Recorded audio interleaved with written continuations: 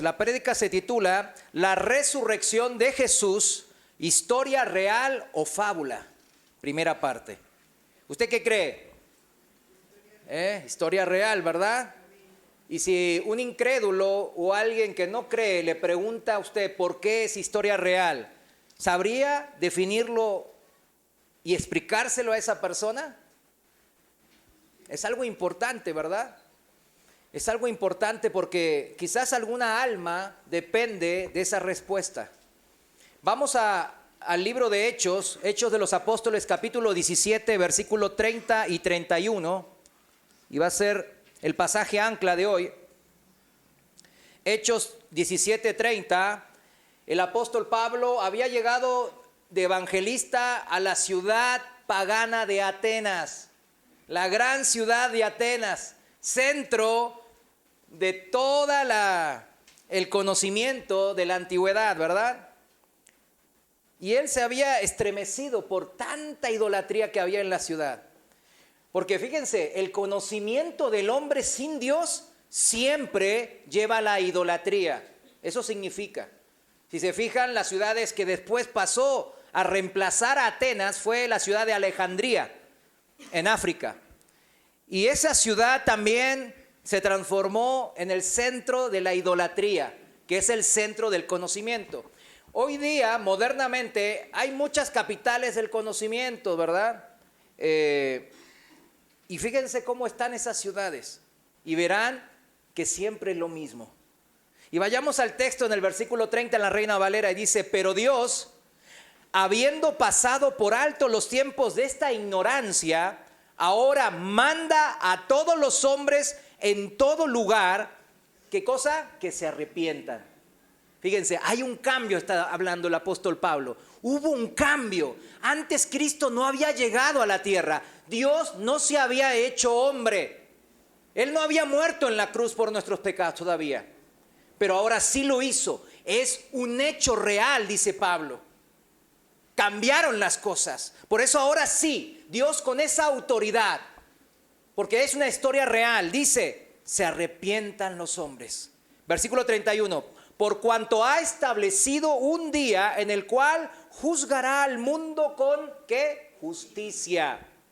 Por aquel varón a quien designó. ¿Quién es? Jesucristo, ¿verdad? Dando fe a todos con haberle levantado de los muertos. O sea, el Señor nos está diciendo, nos llama a arrepentirnos de pecado. ¿Por qué? Porque Él no quiere que suframos su santa justicia. Porque el que es hallado en sus propias obras es hallado falto. Porque nadie es perfecto, mis hermanos. A ver, ¿cuántos perfectos hay aquí para idolatrarlo? No, ¿verdad? No hay. Y así es la palabra, ¿verdad? Todos pecaron, todos caemos. Ahora, dice que todos deben arrepentirse. Porque ahora sí hay un hecho real, fehaciente, comprobable, verídico, en donde ahora sí, el que no crea en ese hecho será juzgado en aquel día final del juicio de Dios por Jesucristo. Entonces, ¿cómo da fe de eso? Dar fe, ¿qué significa? Cuando uno vio que da fe de algo, ¿verdad? Es dar testimonio de algo, que eso es correcto, que eso es cierto, lo verifica, ¿verdad? Está siendo testigo, ¿verdad? Dando fe a todos con haberle levantado de los muertos. O sea, Dios está diciendo, yo voy a testificar de estas realidades. ¿Por qué? Porque levanté a mi hijo de entre los muertos. En la traducción viviente, este pasaje se entiende un poco mejor. Escúcheme con atención, por favor. En la antigüedad, Dios pasó por alto la ignorancia de la gente acerca de estas cosas. Pero ahora Él manda que todo el mundo en todas partes, aquí en México, en donde sea, ¿verdad?, se arrepienta de sus pecados y vuelva a Él, a Dios. Pues Él ha fijado un día para juzgar al mundo con justicia por el hombre que Él ha designado. Y les demostró a todos quién es ese hombre al levantarlo de los muertos. No es solamente que dijo, Él es mi hijo amado en que tengo complacencia. sino que Él terminó su ministerio, murió en la cruz por nuestros pecados y después Dios, como estaba escrito, al tercer día lo levantó de los muertos, comprobando el poder de Dios y la aprobación de Dios del sacrificio que Él hizo por nosotros. Ahora nadie, significa que nadie vamos a tener excusa delante de esto. Y yo no quiero que jamás alguien de ustedes se presente a Dios sin haberse arrepentido realmente de corazón. Eso me va a doler muchísimo, pero también le va a doler a Dios. Pero Él no hace acepción de personas, porque Él es un Dios justo para todos. ¿Cuántos dicen amén? Cuando Pablo mencionó la resurrección de entre los muertos de Jesús, ¿verdad? Ahí en el Areópago, ¿sabe lo que era el Areópago? El Areópago era el centro de justicia, el tribunal supremo de Grecia, en Atenas. O sea, era un lugar estratégico, político, social, de todo sentido de la palabra. Ahora, ahí mismo, cuando él estaba hablando de todo esto, todos estaban escuchando con suma atención, pero llegó el momento en donde, ¿qué pasó? Fue el parteaguas en su discurso. ¿Qué fue? Que habló de la resurrección, de que un muerto se levantó, ¿verdad? Y volvió a vivir. Eso dice en el versículo 32, si seguimos en la traducción viviente, dice: cuando oyeron a Pablo hablar acerca de la resurrección de los muertos, algunos se rieron con desprecio, pero otros dijeron: queremos oír más sobre este tema más tarde. O sea, algunos menospreciaron esa palabra de la resurrección de los muertos, y otros dijeron: mañana, más tarde, otro día veremos qué onda. Con esto terminó el diálogo de Pablo con ellos. Fíjense, ahí terminó todo el discurso. Siempre, mis hermanos, es la resurrección de los muertos de Jesús el tema central, principal de toda polémica, mis hermanos, del Evangelio. Muchos ateos, y no digo cualquier clase de ateos sin menospreciar a los ateos que generalmente conocemos, a los incrédulos que generalmente conocemos, sino gente erudita, estudiosa, con mucho estudio y mucho título y muchos años de experiencia. Todos ellos, la gran mayoría, por no decir casi todos, admiten que Jesús de Nazaret existió hace 2000 años. Y murió en la cruz bajo el gobierno de Poncio Pilato. Y que fue sepultado. Hasta ahí todos los ateos lo creen. ¿Qué no creen? Que resucitó de los muertos. Dios nos dice por medio del apóstol Pablo que la resurrección de Jesús es la demostración de que el evangelio es, que entonces, verdad.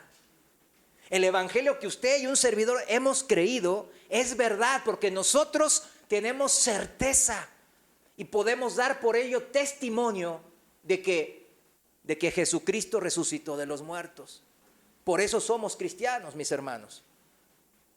Y que Jesucristo, porque vive, Él volverá ¿a qué? A esta tierra, a juzgar al mundo y a establecer un nuevo gobierno donde Él es Rey de Reyes y Señor de señores. Y eso es nuestra esperanza, ¿verdad? Nuestra esperanza está en eso, mis hermanos, no en esta vida temporal. Entonces, mis hermanos, la clave de todo lo que creemos como cristianos, seguidores de Cristo, es la resurrección de Jesucristo de entre los muertos. El que en verdad no cree en su corazón, y es hora de preguntarse si en verdad usted cree o no de eso, porque ahí está la clave. Ahí está la clave a veces de la monotonía en su cristianismo, quizás. Ahí está la clave de su inconsistencia o inconstancia en el cristianismo también. Porque realmente quizás usted no crea en que Jesús resucitó de los muertos. A veces, si lo llevamos a un ejemplo extremo, habría que estar, por ejemplo, con alguien que vieron que me va a cortar la mano con un hacha. Y me va a decir: si tú dices una mentira, yo te la voy a cortar. Jesús resucitó uno de los muertos. Y ahí es cuando, a la hora de la verdad, ¿verdad? ¿Qué le va a decir? Ay. La Semana Santa, como veníamos ahora alabando al Señor, ¿verdad? Siempre nos trae la memoria de lo que Jesús hizo por todos nosotros, ¿verdad? Cuando el Señor Jesús fue apresado en el jardín de Getsemaní, los discípulos, ¿qué hicieron? Huyeron despavoridos para salvar sus vidas. Ellos decían seguir a Cristo. Ellos le llamaban rabí, rabí, maestro, maestro, Señor, le decían. Ellos decían, tú eres el Hijo de Dios, el Mesías esperado. Pero cuando él fue apresado en el jardín de Getsemaní, todos huyeron despavoridos. ¿Por qué cree usted? Él ya había dicho que iba a resucitar, que tenía que morir porque así estaba escrito. Y iba a resucitar, pero no le creyeron. Jesús es humillado, golpeado, flagelado, desfigurado completamente y finalmente es crucificado. Y luego de horas de agonía, el Hijo de Dios muere en la cruz por nosotros. En el Salmo 22, no lo busquen, nos relata, y todos sus huesos se desconjunturaron, o sea, se discolocaron. Dicen que para clavar sus pies en la cruz tenían que discolocarle un poco ahí para poder clavarlos. Y también clavarlo aquí bien, le discolocaron los hombros. Y dice, mi corazón fue como cera, dice el Salmo 22, derritiéndose en medio de mis entrañas. Imagínense eso. Los médicos aseguran que bajo ese tipo de flagelo y de sufrimiento y de dolor, el corazón terminaba como derritiéndose como cera, confirmando este Salmo 22. El salmista pues no era médico, obviamente, pero los médicos modernos confirman los hechos. Una muerte lenta y dolorosa, la forma más horrenda de atormentar a un ser humano hasta la muerte. Esa fue la crucifixión romana. Y eso es lo que el Señor sufrió por nosotros. Según médicos e historiadores, la crucifixión romana fue la peor de todas las ejecuciones. Estaba hecha para causar e infringir el máximo de dolor durante el más largo tiempo posible, mientras el preso viva. ¿Y los discípulos? En todo esto, los discípulos todavía seguían sumidos en el miedo. Estaban escondidos, abrumados, porque sus sueños de grandeza junto al Mesías Rey se habían esfumado. Entonces, la pregunta es, ¿cuándo dejaron de ser miedosos? ¿Cuándo dejaron ese miedo atrás los discípulos? ¿Cuándo pasaron a ser discípulos miedosos y confundidos a apóstoles de Cristo que testificaban valientemente el Evangelio? ¿Cuándo pasaron de ser hombres comunes a testigos, mártires de Cristo? ¿Sabe cuándo? Cuando fueron testigos de la resurrección de Jesús, mis hermanos. Es ahí que cambió sus vidas, total y radicalmente. Eso fue exactamente lo que le pidió que sean antes de ser alzado a los cielos el mismo Señor Jesús. Si vamos a Hechos capítulo 1, versículo 8, seguimos en la Reina Valera. En sus últimas palabras a los discípulos, antes de ascender a los cielos, al trono, a la diestra del trono del Padre, dice, pero recibiréis poder, le dice a los discípulos, hablando del Espíritu Santo, ¿verdad? Cuando haya venido sobre vosotros el Espíritu Santo, y me seréis testigos en Jerusalén, en toda Judea, en Samaria y hasta lo último de la tierra. Amén. Y eso se ha cumplido, mis hermanos. Ahora, ¿serán ellos especiales y nosotros secundarios? ¿O seremos todos miembros del mismo cuerpo de Cristo? Todos somos iguales delante de Dios, dice la palabra. Ay, ¿a poco, hermano? Yo igual que Pedro, Pablo, Jacobo. No, ¿cómo cree? Eso es falsa humildad por no conocer las Escrituras. Para los ojos de Dios, todos somos preciosos. Todos somos su tesoro más preciado. Ahora, ellos recibieron poder. ¿De dónde? Del Espíritu Santo. Usted como cristiano, ¿qué tiene morando dentro de usted? ¿Cómo dice la Escritura que tiene? Al Espíritu de Dios también. Es el mismo poder obrando. Por eso las mismas obras, dice el Señor, que yo pueden hacer. Lo dijo el Señor mismo. Ustedes pueden hacer obras iguales y aún mayores, dice el Señor. ¿Por qué? Porque el Espíritu Santo que moraba en los apóstoles también mora en nosotros. O sea, cambiándosela, ¿qué excusa le vamos a dar al Señor cuando nos diga: no, es que Señor, tú me hiciste debilucho, enfermizo, tú me hiciste con una familia toda incrédula, tú me hiciste muy pobre, tú me hiciste así o asado? Pero el Señor le va a decir: te di el mismo poder que los apóstoles. ¿Qué hiciste con ese poder? ¿Qué hiciste? ¿Qué es ser testigo? ¿Qué es ser testigo, mis hermanos? En el griego original, testigo, la palabra aquí en Hechos 1:8 es la palabra martureo, claro, la palabra mártir. Es una persona que sufre persecución y muerte por defender una causa.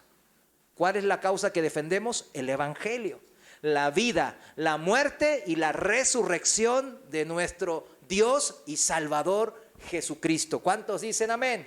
Amén. En 1 Pedro capítulo 3, versículo 15, nos da a Pedro sí le cayó la instrucción. Ya no era ese discípulo que negó a Cristo temeroso de que lo atrapen también.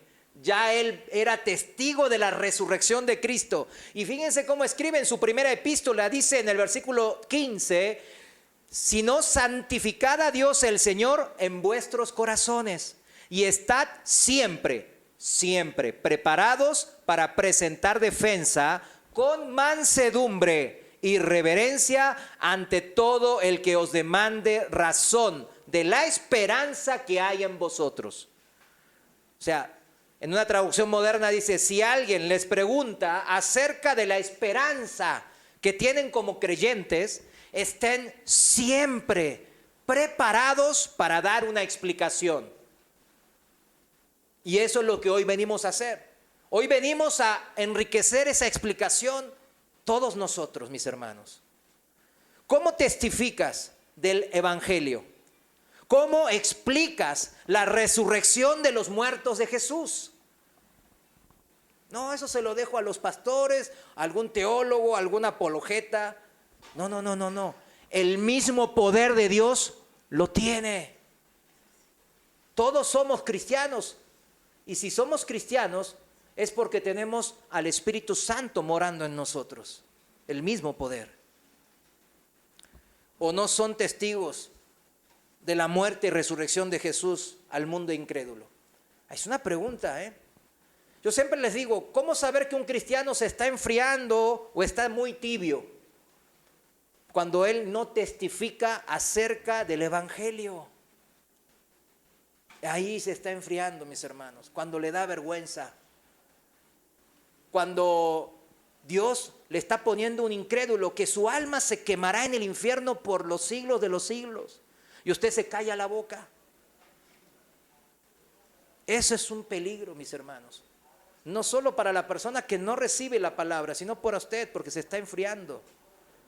Somos, ¿qué? Demandados ser testigos, mis hermanos, y usar el poder de Dios para hacerlo.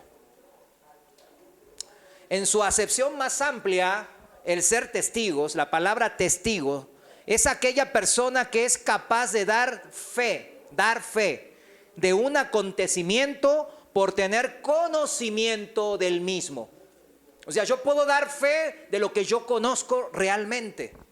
En el diccionario de la Real Academia Española dice que testigo, la palabra testigo, es una persona que presencia o adquiere directo y verdadero conocimiento de algo. Directo y verdadero conocimiento de algo. En el caso de los apóstoles, ellos fueron testigos presenciales o directos, ¿verdad? Oculares. Ahí estuvieron, ¿verdad? Ellos vieron al Señor Jesús morir, ellos vieron al Señor resucitar. Ellos experimentaron directamente la resurrección de Jesucristo. Y así lo registran todos los escritos antiguos encontrados en la historia de la humanidad. Todos. Entre esos escritos, los bíblicos, los evangelios, las epístolas de los apóstoles, que datan del primer siglo, de cuando ocurrieron esos hechos. Y ahora vamos a explicar la importancia de esto, mis hermanos. Vamos a explicarlo. Pero también hay escritos seculares, no cristianos, de escritores de mucho reconocimiento en el mundo secular, porque son grandes profesores, académicos, historiadores, arqueólogos, etcétera, que también nos relatan algunos de los hechos de la vida y de la muerte de Jesús de Nazaret. Por medio de estos escritos, tanto bíblicos como no bíblicos,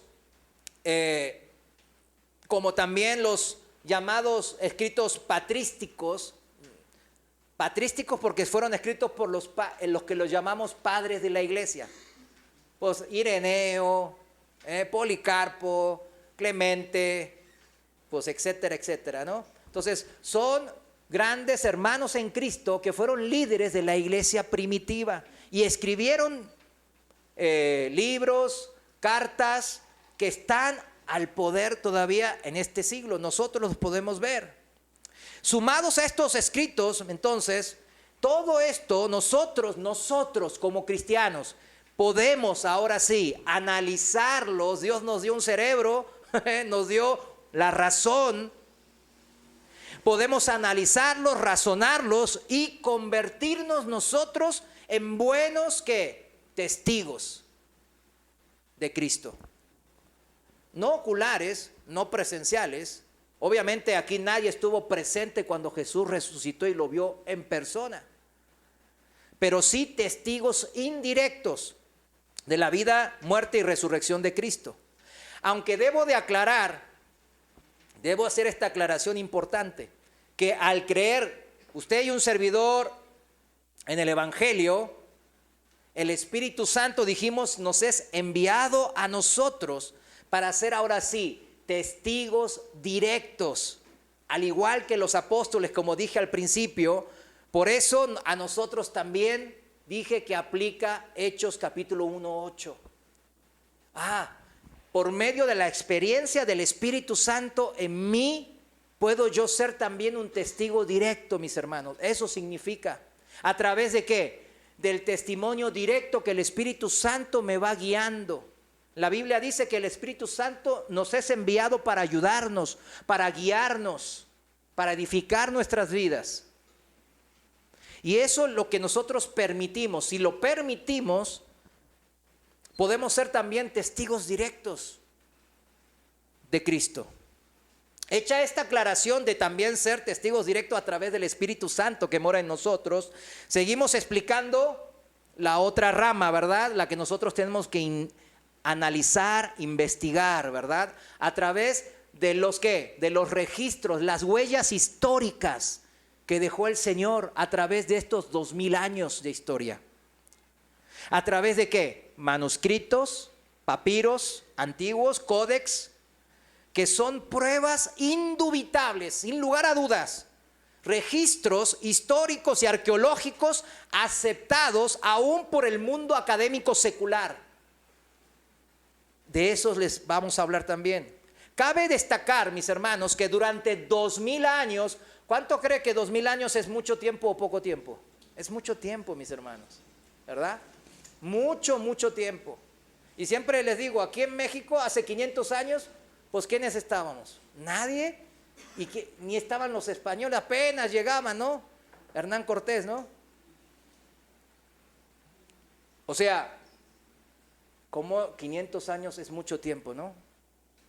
1000 años será mucho tiempo, muchísimo tiempo, 1000 años decimos. Los mayas se extinguieron en el 800, ¿verdad? El año 800 después de Cristo.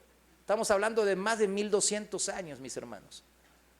Pero ¿quién dice que los mayas no existieron? ¿Verdad que nadie? Porque hay que huellas que comprobables. ¿Sí me entiende? Que los eruditos, los científicos, los historiadores nos hacen el labor de analizar y desmenuzar y para nosotros entenderlo. De que hay una manera de estudiar la historia y aceptarla como una verdad, aunque nosotros no estuvimos presentes ahí. ¿Sí me van entendiendo? ¿O alguien ya se perdió ahí en la... No, ¿verdad? Bueno, gracias. No cabe la menor duda de que los escritos que nos basamos principalmente para ser testigos de la resurrección, ¿cuál es el escrito principal? La Biblia, ¿verdad? Ese es el principal. ¿Y por qué será el principal? ¿Porque sí? No, es porque es la que más huellas ha dejado en la historia de la humanidad. ¿Y por qué cree que más huellas ha dejado en la humanidad? Porque es la misma palabra de Dios revelada hacia los hombres. Pero debemos de entender, como saben los historiadores y los académicos, los que estudian mucho, ¿verdad? Aquí hay algunos, ¿verdad? Supongo. Pero debemos de entender que la Biblia misma es un recurso entonces histórico comprobable, que verificable. Podemos verificar cuestiones ahí y declararlas verdadero o falso, aunque hayan pasado hace mucho tiempo. Los textos bíblicos son los escritos más antiguos, que más copias originales, escritos, se han encontrado en toda la historia, dijimos. Miren, voy a citar a algunos académicos para que quede registrado en el audio. Y ustedes después pueden ir a buscar a ese académico o al libro y ampliar el estudio, ¿verdad? Hay un académico, Bruce Metzger, un erudito bíblico estadounidense, Bruce Metzger se llama, traductor bíblico, profesor de la Universidad de Princeton, o sea, una eminencia. Él dijo así: la cantidad de material del Nuevo Testamento, ni siquiera estamos hablando del Antiguo, solamente el Nuevo Testamento, la cantidad que hay del Nuevo Testamento es casi vergonzosa comparada con otras obras de la Antigüedad. ¿Qué significa? Es tan grande la cantidad de evidencia que hay del Nuevo Testamento que comparado con todos los demás registros de la Antigüedad, es vergonzosa la diferencia. Eso está diciendo él. Por eso no es de extrañar que en la historia de la humanidad, la Biblia es el libro más impreso. De hecho, está en el libro Guinness como el libro de mayor venta de toda la historia de la humanidad, con más de 5,000 millones de copias. Imagínense, 5,000 millones de copias. Y alguno dirá, y ni tengo una, ¿verdad? Copiaron tantas y no me regalaron una. Vaya y cómprela, hermano. No se crea. Ahí están en las aplicaciones también. O sea, sin contar aplicaciones, imagínense, sin contar aplicaciones, sin contar copias que se hicieron sin ningún registro. Estamos hablando de lo que tiene registro. Más de 5,000 millones.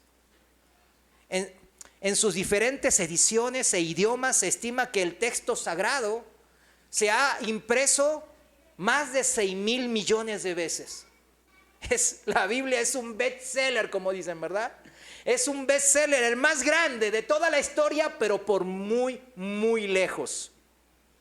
La antigüedad y la cantidad de esos textos antiguos en forma de manuscritos, papiros, documentos encontrados del Nuevo Testamento, mis hermanos, todos los académicos, por una unanimidad, dicen que es abrumadora. Pero el diablo, ¿qué hace? Que no sepan. No. Y ahí está, cuando le preguntan a usted, ay, ¿tú crees en esa fábula de la Biblia? No sé. ¿Cómo que 2 hombres en un jardín del Edén? cómo que comieron la fruta y que no sé qué, y que vino un diluvio universal. ¿A poco crees en esas fábulas, esas historias tontas? Pues antes eran puras fábulas, como Hércules, ¿verdad? O lo que no sé qué, todas esas fábulas. Pero ¿y usted cómo se quedaría? No, yo creo en la Biblia por fe, porque no, tiene que decir estas cosas también, porque esto va a levantar la atención de esa persona. ¿Cómo? ¿A poco? ¿Sí? Sí. Y todos los académicos, búscalo, googlealo, como dicen hoy. Vas a encontrar que la Biblia es impresionante en ese sentido. Daniel Wallace, director, miren, se lo voy a decir porque es importante que quede en el audio. Director ejecutivo del Centro de Estudios de Manuscritos del Nuevo Testamento y profesor principal de investigación del famoso Seminario Teológico de Dallas. Él, una eminencia, ¿verdad? Daniel, un hermano muy, que todo el día se la pasaba estudiando, ¿verdad? Que son de los que yo hacía bullying, ¿verdad? Bueno, de esos.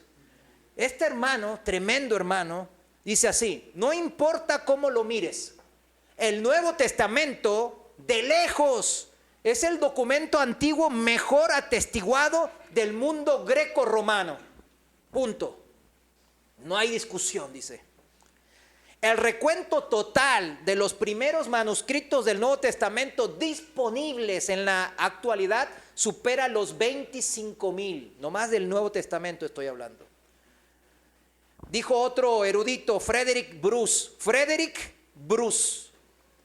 profesor de la materia crítica bíblica y exegesis. Miren, o sea, ya ni siquiera la materia entiendo, ¿verdad? Dicen. En la Universidad de Manchester, y uno de los académicos del Nuevo Testamento más influyentes del siglo XX. O sea, otra eminencia.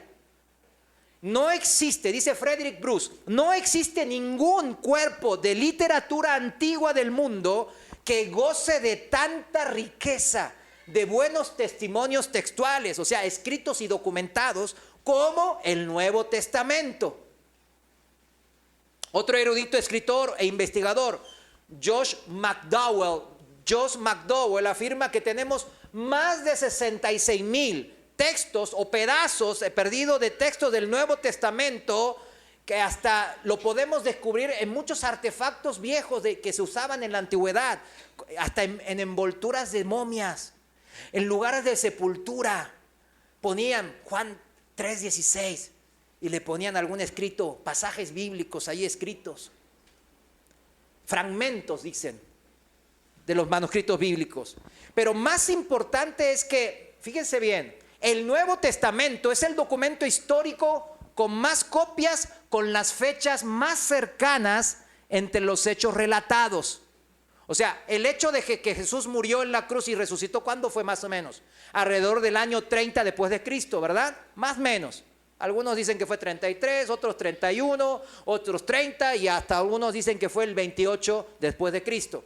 Hay 4 fechas más así como que principales. Pongamos que fue el 30.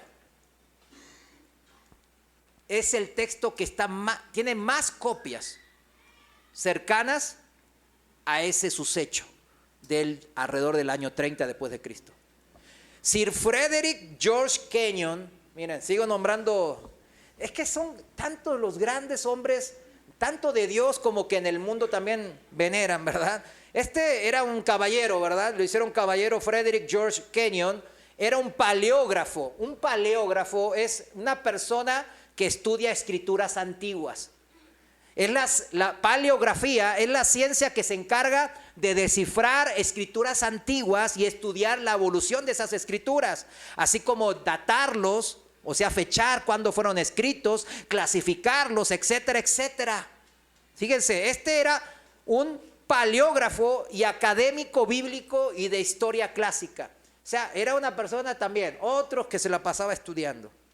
Este gran erudito dijo, en ningún otro caso, el intervalo de tiempo entre la composición del libro, el original, y la fecha del manuscrito más antiguo, la copia encontrada, es tan corto como el del Nuevo Testamento.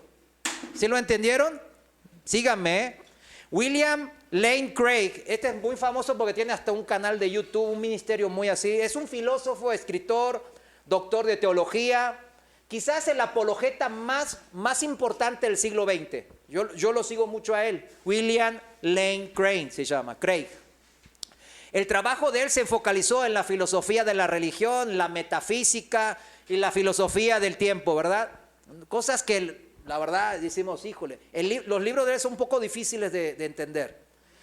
Él dijo así: el Nuevo Testamento es el libro mejor atestiguado, subrayo, mejor atestiguado de la historia antigua, tanto en términos de números de manuscritos como de la proximidad de esos manuscritos con la fecha del original, en las dos.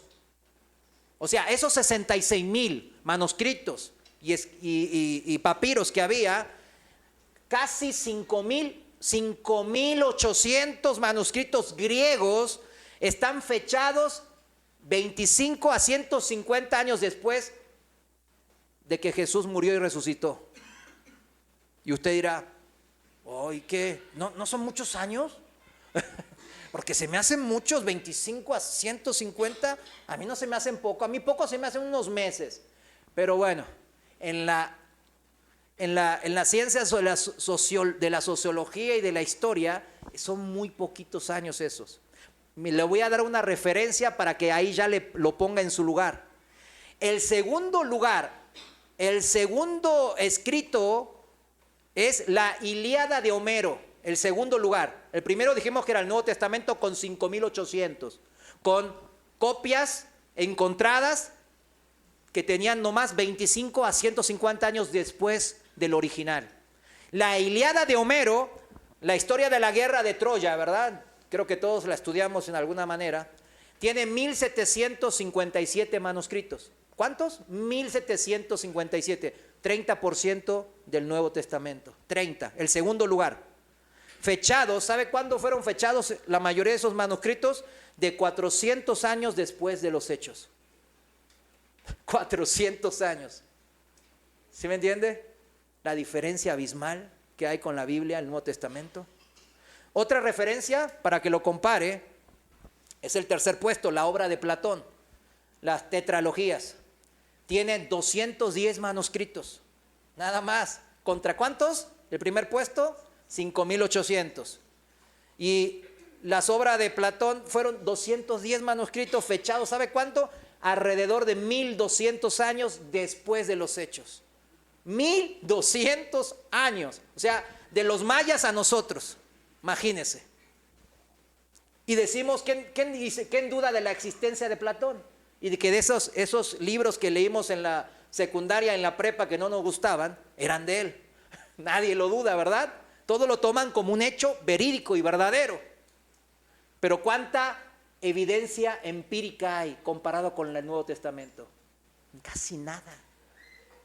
¿Qué significa toda esta evidencia empírica basada en la arqueología y en la historia? ¿Qué significa? Que la Biblia es un documento que prueba de una manera contundente la veracidad, la verdad de los hechos narrados en ella. ¿Cuántos dicen amén? Como afirmaba el mismo Lucas era médico y un científico, mis hermanos. No era como decían de Pedro y Pablo, esta gente es del vulgo, nunca estudió. Del mismo Jesús, de nuestro Señor, decían eso. Pero de Lucas no. Lucas era un griego muy erudito, era médico y era un escritor y historiador muy conocido. Y él dice en Lucas capítulo 1, versículo 1, dice así: muchos pusieron en orden la historia de las cosas que entre nosotros han sido, ¿qué? Ciertísimas, dice. Está hablando a los hermanos y está diciendo, muchos escribieron la historia de Jesús, que cosas que entre nosotros son ciertísimas. O sea, no hay lugar a dudas. Son plenamente seguras, dignas de confianza, incluyendo ¿qué? La resurrección de los muertos de Jesús. ¿Y por qué? ¿Por qué dice eso? Porque él y varios de sus allegados y amigos eran testigos presenciales y lo vivieron en primera persona. En Lucas capítulo 1, en el siguiente versículo, el versículo 2, dice, tal como nos lo enseñaron los que desde el principio lo vieron con sus ojos y fueron ministros de la palabra.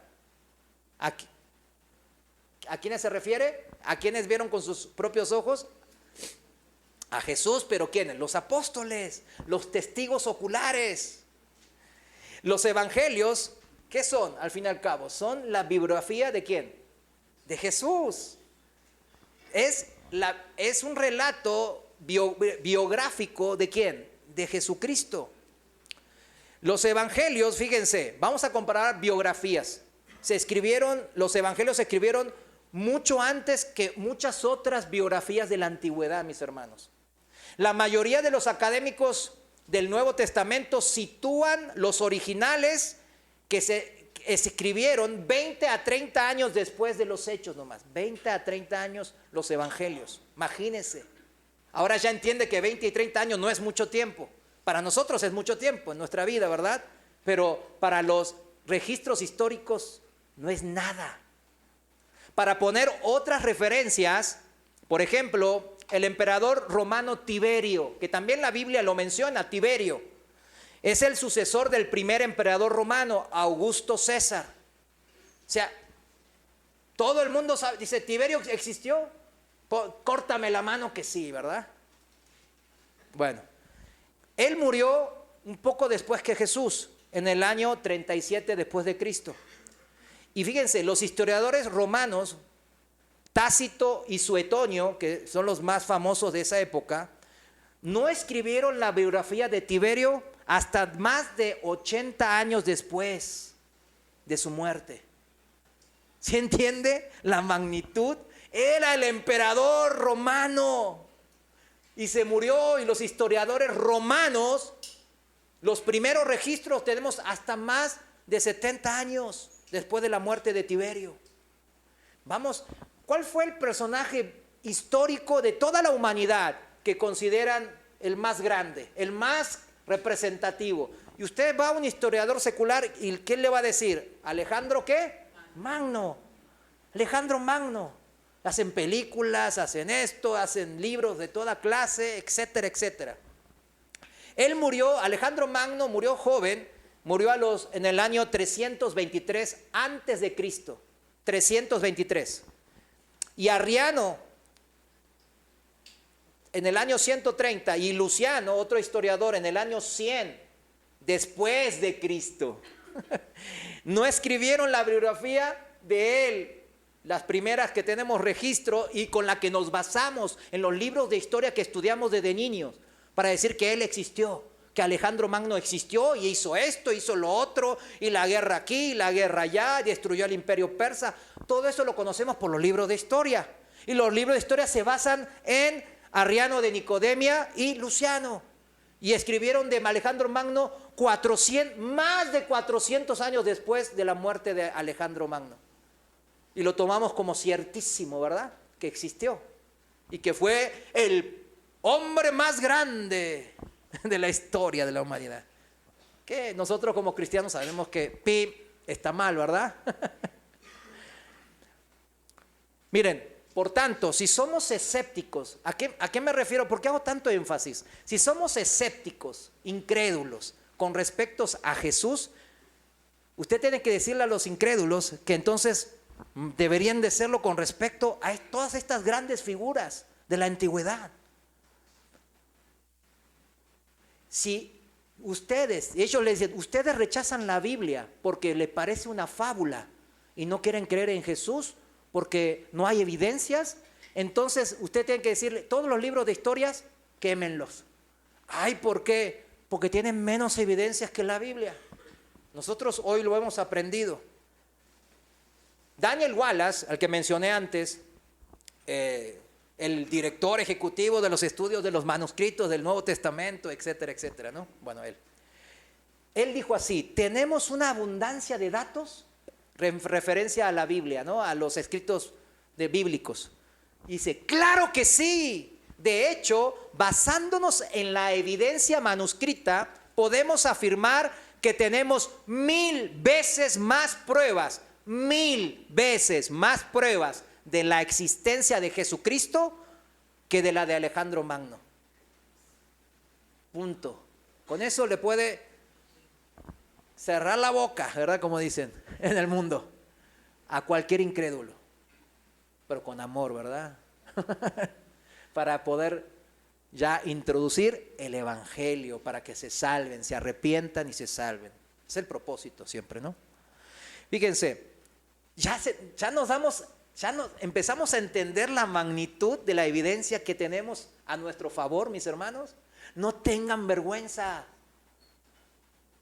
Sean valientes, sabiendo que la historia, la arqueología y las ciencias de la lógica y toda ciencia está detrás de ustedes.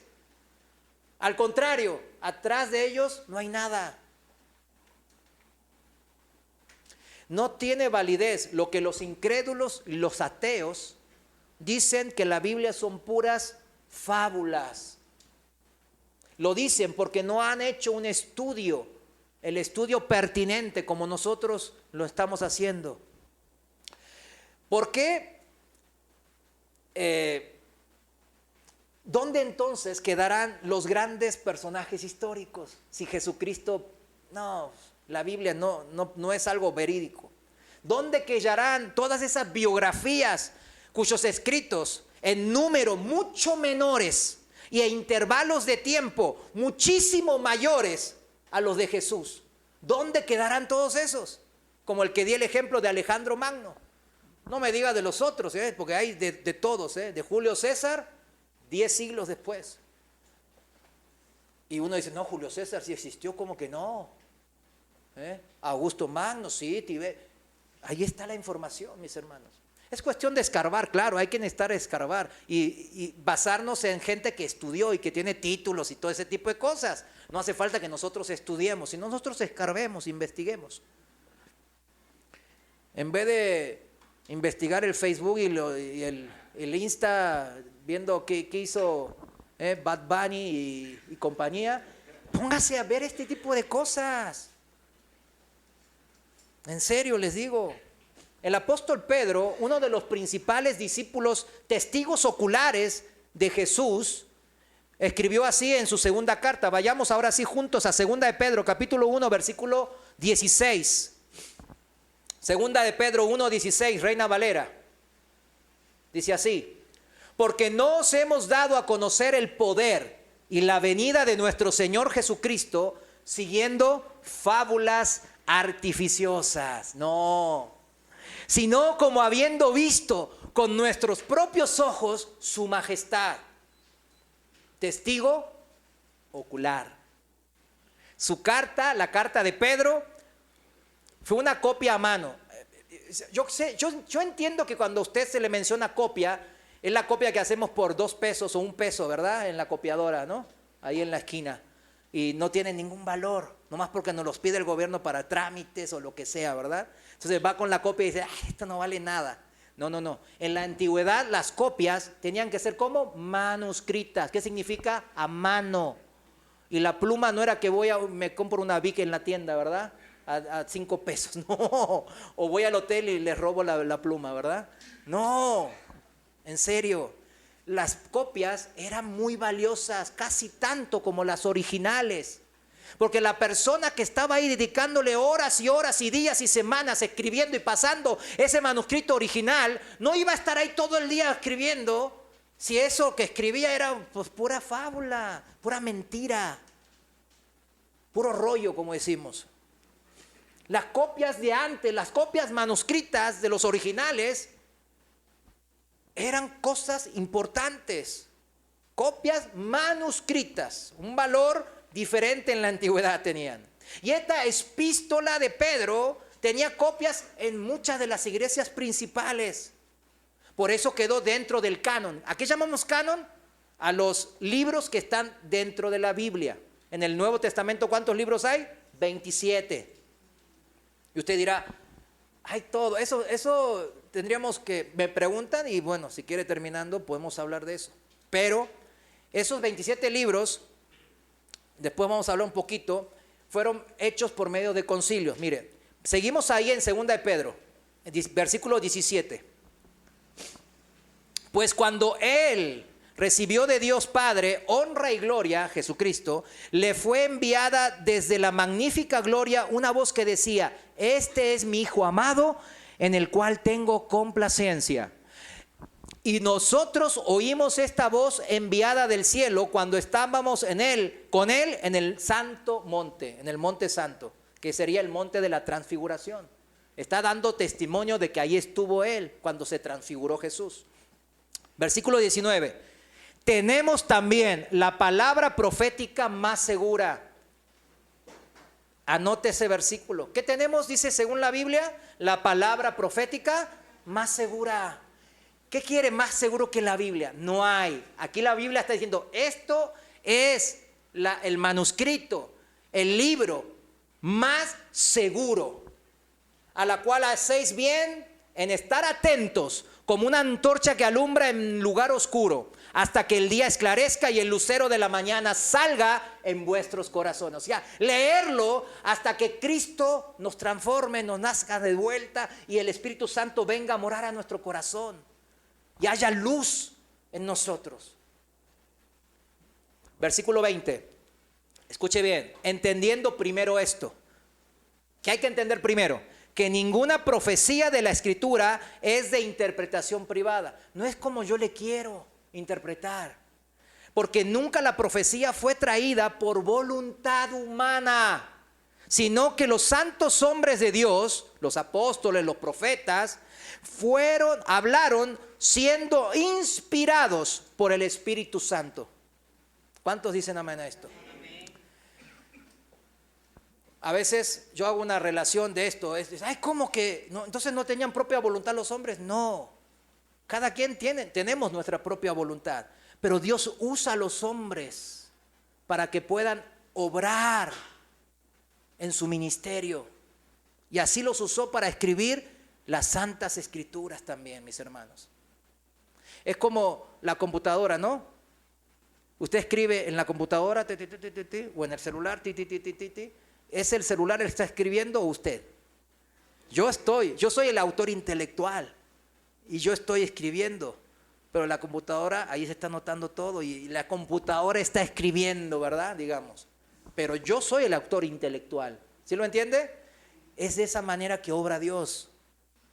Y no se ofendan. No, el pastor me dijo que soy una computadora. No, ya no voy más. No. Calma. Lo importante es entender esto. Es importante, mis hermanos. Es importante defender la Biblia, dice el apóstol Pedro. Pero defenderla con conocimiento. Así como la fe no es ciega. No es ciega. Ay, yo creo porque sí. No. Yo creo porque primeramente me ha impactado estas escrituras. Y segundo, porque ya siento el Espíritu Santo morando en mí, que cuando quiero pecar o quiero hacer algo mal, me dice no. Me cambia, me guía, me ilumina, me sana, me restaura, etc. Volviendo, para esos primeros testigos presenciales, los apóstoles escribieron la Biblia entonces, ¿para qué? Para que sea palabra de Dios. Esto le da peso en sí mismo, mis hermanos, a la Biblia, en sí mismo. Pero el soporte de las evidencias históricas en los muchos manuscritos o códex, que le llaman, cercanos al tiempo de los hechos que lo relatan, es la evidencia misma de lo que Pedro acaba de confirmar, que dice que aunque fue escrita por hombres, es palabra de Dios. Está toda la evidencia ahí y está abrumadora, como estuvimos viendo. Está gigantesca. El número 2 se le queda bien corto. Pero ¿cómo puede ser eso? Porque es la palabra de Dios. Por eso es posible. La palabra inspirada por Dios, el Señor, ¿qué hace? Protege, cuida su palabra, dejando ¿qué? Evidencias claras de que es verdad. ¿Y en qué forma? En la cantidad grande de manuscritos y en la cercanía a los hechos reales. ¿Se imagina usted contar hechos ficticios en esas épocas? Estoy hablando en las épocas que todavía estaban todos los testigos vivitos y coleando, como dicen, de que Jesús murió y digamos que Él murió y resucitó, y los apóstoles, Él murió y resucitó, pero no resucitó. ¿Se imagina eso? O sea, ¿usted cree que pegaría esa mentira ahí? Claro que no. La gran mayoría de los testigos que presenciaron ahí la muerte estaban ahí, y Jesús, después lo veremos, se les apareció a mucha gente. Eso en la antigüedad, mis hermanos, era casi, digamos, era imposible. No había como hoy día fake news, ¿verdad? La fake news, ¿verdad? Que aquí está ahora, todo el mundo publica algo en Instagram, en Facebook, y todo el mundo piensa que es verdad. Pero no es así. En la antigüedad no había eso. No había tiempo de hacer eso tampoco. Y no había los medios tampoco. Se puede decir y publicar fácilmente hoy día en el internet, en las redes sociales, pero en la antigüedad escribían en papiros, en manuscritos a mano, con pluma y tinta, que se pasaban de generación a generación como una herencia. Sí había fake news, sí había, como los evangelios gnósticos, sí, pero se descartaban por la tradición de los papiros y manuscritos aceptados como copias fieles de los originales. Los evangelios gnósticos siempre no coincidían en la doctrina y eran fácilmente desechados. Incluso Pablo en sus cartas está diciéndole, por ejemplo, a los Gálatas, que tengan cuidado de ciertas doctrinas que se les están, los judaizantes, ¿verdad?, de que se estaban metiendo. Miren, Bart Ehrman es un conocido académico ateo, no sé si decirle ateo o agnóstico, pues antes creía, ahora dice que cree, pero que no, y anda siempre ahí, ¿verdad? Pero bueno, él dice que la Biblia no es perfecta, que no está inspirada por Dios, que es un documento histórico muy bueno, etcétera, etcétera. Este académico es especialista en el Nuevo Testamento, pero no es cristiano. Es experto en paleocristianismo, o sea, en las escrituras del cristianismo. Una persona muy erudita, muy estudiosa, pero no es cristiano. Pero miren lo que dice esta persona que no es cristiano. Dice Bart Ehrman: uno de los hechos históricos más seguros de todos los miles de años, es que Jesús fue crucificado por orden del prefecto romano de Judea, Poncio Pilato, punto. O sea, está poniéndole un punto aparte, diciéndole, mira, yo no creo la veracidad 100% de la Biblia, yo no soy cristiano, pero soy un erudito, un académico, un profesor, etcétera, y yo puedo decir que sí, realmente Jesucristo existió y murió crucificado a manos de Poncio Pilato, punto. Se acabó el debate. Nadie de los académicos con cierta trayectoria se arriesgaría en decir que Jesús no existió. Nadie. Que no fue una figura histórica, ni mucho menos que no murió, porque sería un suicidio académico. Suicidio académico. ¿Por qué? Porque es tanta la evidencia a favor de Jesús que nadie lo consideraría como un académico serio. Volviendo al Evangelio de Lucas para ir cerrando hoy. El Evangelio de Lucas, por cierto, fue escrito por Lucas el médico. La copia más antigua es el papiro 75, en el año 175 al año 200 después de Cristo, tiene datado ese papiro 75. Pero fíjense, y esto es lo que yo quiero que relacionemos bien, que entrecrucemos bien en la palabra. Este Evangelio de Lucas, uno de los más importantes evangelios, tiene citas de los padres de la iglesia antes del papiro 75. Citas de Clemente de Roma del año 95. Citas de Policarpo de Esmirna, el que fue discípulo directo del apóstol Juan y que fue maestro del otro padre de la iglesia, Ireneo.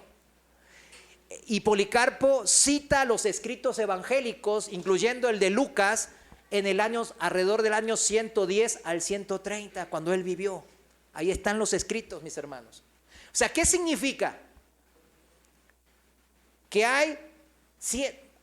escuche bien, hay 36,000 notas patrísticas. Escuche bien, 36,000 notas patrísticas descubiertos de la antigüedad, como los de Policarpo y los de Clemente y los de Ireneo, escritos, fehacientes y verídicos, que confirman y citan los evangelios, mis hermanos. No hay de otra, no hay manera de decir, no. Evidencias de referencia cruzada se le dice a esto. ¿Qué significa eso? Que no solo la Biblia se interpreta por sí misma, dice la palabra, ¿verdad? Pero yo puedo cruzar otra referencia como las notas patrísticas, puedo cruzar a historiadores como Tácito, a Pilinio el joven, el viejo, y todos mencionan ciertas partes de Jesús también. Y puedo sacar conclusiones verificando que la historia bíblica puedo confirmarla también en registros seculares, que da más valor y más veracidad al recuento bíblico, mis hermanos. Son 4 evangelios también. ¿Por qué son 4? ¿Usted por qué cree que son? ¿Por qué no solamente uno? Porque también, al ser 4, hay que un cruzamiento de referencias que ayuda a confirmar lo que escribió el otro autor bíblico, inspirado también por Dios. Y fíjense, hay algo que eso va a quedar para otro día. Es importante ver que a veces dicen, no, y los primeros que vieron fue María, fue María y tal mujer, y fueron 3 mujeres, o fue Pedro, y parece que como que no coinciden, o que hay incongruencias, vamos a decirle así. Pero no es así, es a propósito ese tipo de, entre comillas, incongruencias. Eso lo dejaremos para otro día. Sigamos ahora, volvamos al Evangelio de Lucas, que mencionamos al principio. El evento de la crucifixión, mis hermanos, dijimos que fue el más comentado en toda Jerusalén en esa época. Lucas capítulo 24, el último capítulo, versículos desde el 13, dice así: he aquí 2 de los discípulos, iban el mismo día a una aldea llamada Emaús, que estaba a 70 estadios de Jerusalén. E iban hablando entre sí de todas aquellas cosas que habían acontecido, o sea, de la crucifixión de Jesús. Y dice, versículo 15, sucedió que mientras hablaban, discutían entre sí. Jesús mismo se acercó y caminaba con ellos. Mas los ojos de ellos estaban velados para que no le reconociesen. Y les dijo Jesús, ¿qué pláticas son estas que tenéis entre vosotros mientras camináis? ¿Por qué estáis tristes? Respondiendo uno de ellos, que se llamaba Cleofas, le dijo, ¿eres tú el único forastero en Jerusalén que no has sabido las cosas que en ella han acontecido estos días? O sea, ¿qué significa esta pregunta retórica? Que todo el mundo sabía de la crucifixión ¿de quién? De Jesús. No era un hecho que algunos conocían y otros no, como algunos quieren ahí poner mentiras. Era un hecho que todo el mundo conocía. Entonces él les dijo, Jesús, ¿qué cosas? Como haciéndose, ¿verdad?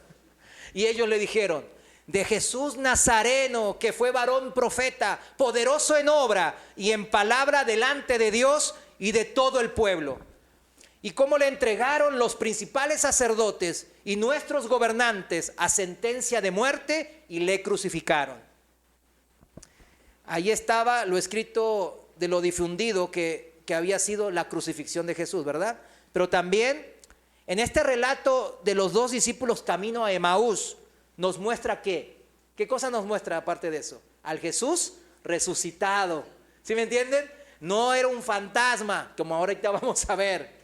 Era Jesús de carne y hueso, pero carne y hueso glorificado. Ese mismo cuerpo que usted y un servidor vamos a recibir en la gloria venidera. Pero miren, dice el versículo 21, pero nosotros esperábamos, o sea, los 2 discípulos, esperaban que Él era el que había de redimir a Israel, como David, el gran rey. Y ahora, además de todo, hoy es ya el 3er día que esto ha acontecido. O sea, ya fue. Ya este tipo ya se está hasta pudriendo ahí en la tumba. Ya no hay esperanza. Versículo 22.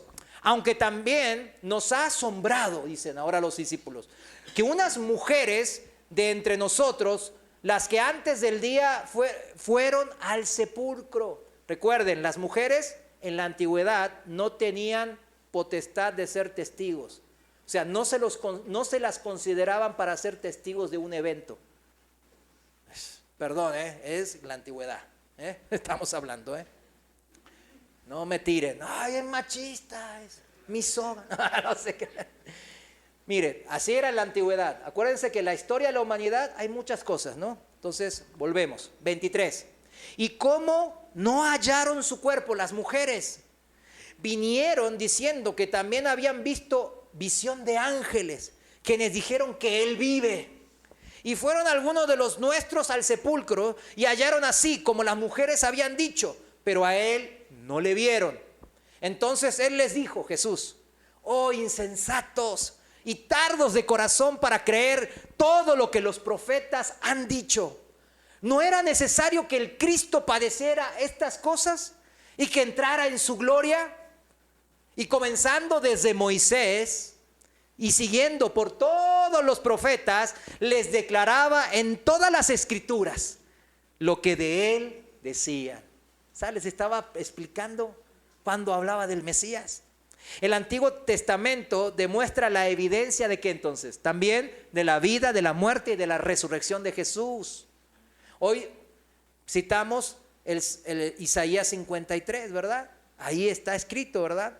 Escritos del Antiguo Testamento se han encontrado en millares también, mis hermanos. Hoy no mencionamos el Antiguo Testamento, pero también millares.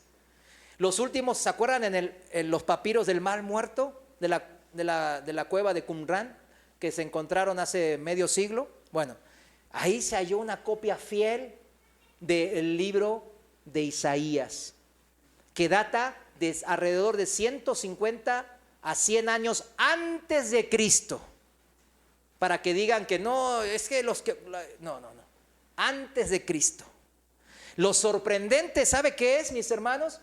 Que de los libros de ahora de Isaías, escritos en hebreo o en arameo, las que tenemos nosotros, ¿verdad?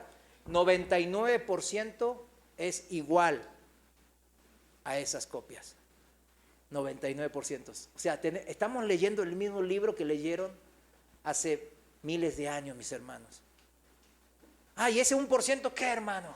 Hay un error, no son errores de puntuación nomás. No son errores doctrinales o que cambian un significado. Esto, miren, mis hermanos, todos lo saben que los judíos son bien milimétricos, los escribas judíos son bien milimétricos, y por la exactitud de ellos se lograba que todos los copias sean iguales casi. Sigamos ahí volviendo al libro de Lucas, en el 28, ahí camino de Emaús. Entonces llegaron a Emaús, llegaron a la aldea donde iban, y Jesús, hizo como que iba más lejos, ¿no? Se hizo el difícil. 29. Mas ellos le obligaron a quedarse diciendo: quédate con nosotros, porque se hace tarde y el día ya ha declinado. Entró pues a quedarse con ellos. Y aconteció que estando sentado con ellos en la mesa, tomó el pan y lo bendijo, y lo partió y lo dio. Entonces le fueron abiertos los ojos y le reconocieron. Mas él desapareció de su vista. Qué espectacular, ¿verdad? Qué recuento tan espectacular. Y se decían el uno al otro: ¿no ardía nuestro corazón en nosotros mientras nos hablaba en el camino y cuando nos abría las escrituras? Y levantándose en la misma hora, ¿qué comer ni nada? Dicen, se levantaron, volvieron a Jerusalén en la misma noche y hallaron a los 11 reunidos y a los que estaban con ellos, que decían: ha resucitado el Señor verdaderamente y ha aparecido a Simón, a Pedro, ya que Pedro fue de los principales testigos que vieron ya a Jesús resucitado. Versículo 35. Entonces ellos contaban las cosas que les habían acontecido en el camino y cómo le habían reconocido al partir el pan. Versículo 36. Mientras ellos aún hablaban de estas cosas, Jesús se puso en medio de ellos y les dijo: paz a vosotros. ¿Cuántos recibieron la paz de Cristo? Amén. está la paz que sobrepasa todo entendimiento, mis hermanos. Versículo 37. Entonces, espantados y atemorizados. Ahí está. ¿Cómo seguían los discípulos todavía? Espantados y atemorizados. Pensaban que veían espíritu, un fantasma. 38. Pero él les dijo, Jesús, ¿por qué estáis turbados? Y vienen a vuestro corazón estos pensamientos, o sea, de miedo, de turbación. Mirad mis manos y mis pies, que yo mismo soy. Palpad y ved, porque un espíritu no tiene carne ni huesos, como veis que yo tengo. Y diciendo eso, le mostró las manos y los pies. Y como todavía ellos, de gozo, ahora sí, de gozo, no lo creían. Imagínense. Y estaban maravillados. Les dijo, ¿tenéis algo de comer? Porque los fantasmas pueden comer. Pues no. Entonces le dieron parte de un pez asado y un panal de miel. No sé, esa combinación a mí no me gusta, pero bueno.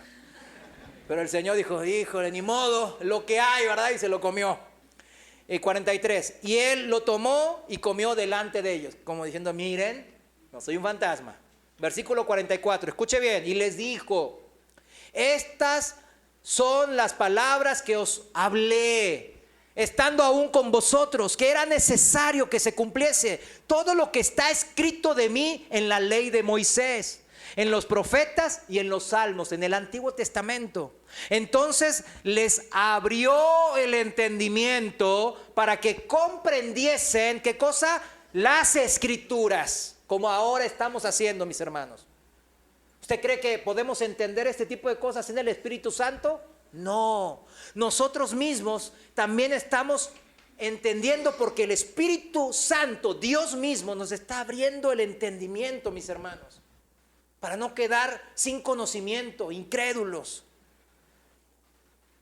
Más allá de todas las explicaciones que hoy dimos, de toda la evidencia empírica, histórica, de toda la huella histórica que vimos, al final es Dios que nos da el entendimiento. Porque para la gente del mundo, la palabra de Dios es locura. Y las cosas espirituales se deben de ¿qué dice la palabra? Discernir, entender, ¿por medio de qué? Del Espíritu Santo. Pero esto no quita mérito, mis hermanos, no quita importancia de lo que hoy expusimos, ¿verdad? Ya que muchos todavía son incrédulos y Dios mismo ha dejado toda esta multitud de evidencia arqueológica e histórica para no dejar lugar a dudas, para que investiguemos, le echemos ganas y podamos ser testigos directos como los apóstoles. Termino cerrando con el Lucas 24 ahí, el mismo texto, versículos 46 al 48.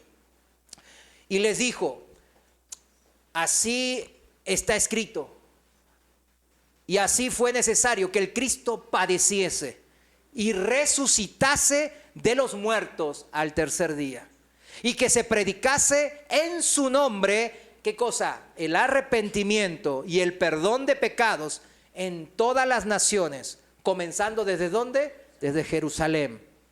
Y vosotros sois testigos de estas cosas. ¿Cuántos son testigos? Más seguros ahora. Póngase de pie. Vamos a orar. La siguiente semana continuamos y terminamos en la segunda parte. Póngase de pie. Cierre los ojos. Señor, gracias te damos por todo lo que nos has explicado el día de hoy, mi Dios. Sabemos que el Espíritu Santo que mora en nosotros nos da mayor entendimiento, así como se los ha dado a los apóstoles hace 2000 años. Nosotros también, mis hermanos, tomamos para nosotros, para nuestra vida, para nuestro ministerio, este versículo 48 de Lucas 24, y que tú nos has dicho, vosotros también sois testigos de estas cosas. Señor, te te decimos, mi amado Dios, que queremos testificar con valentía, sabiendo que tu palabra es verdad, que tu palabra tiene fundamento no solo porque es tu palabra, palabra de Dios, sino también porque has dejado registro y huella histórica a lo largo de más de 2000 años, para que todo incrédulo pueda empezar a curiosear y no tenga excusa de decir no, es una fábula. Sabemos hoy que hay más evidencia de cualquier otro manuscrito, libro o evidencia histórica. Y te damos gracias por haber permitido a lo largo de tantos años tanta evidencia, porque eso nos afirma en nuestra fe, mi Dios. Eso nos da más valentía para predicar tu verdad y que otros se salven, se arrepientan y vengan al conocimiento de la verdad, tu palabra, la Biblia, en el nombre de nuestro amado Señor Jesús, que murió y resucitó en la cruz, estando vivo porque tú vives, Señor, y por eso nosotros vivimos, en el nombre de nuestro amado Señor Jesús. Amén, amén. Denle un fuerte aplauso al Señor. Damos gloria.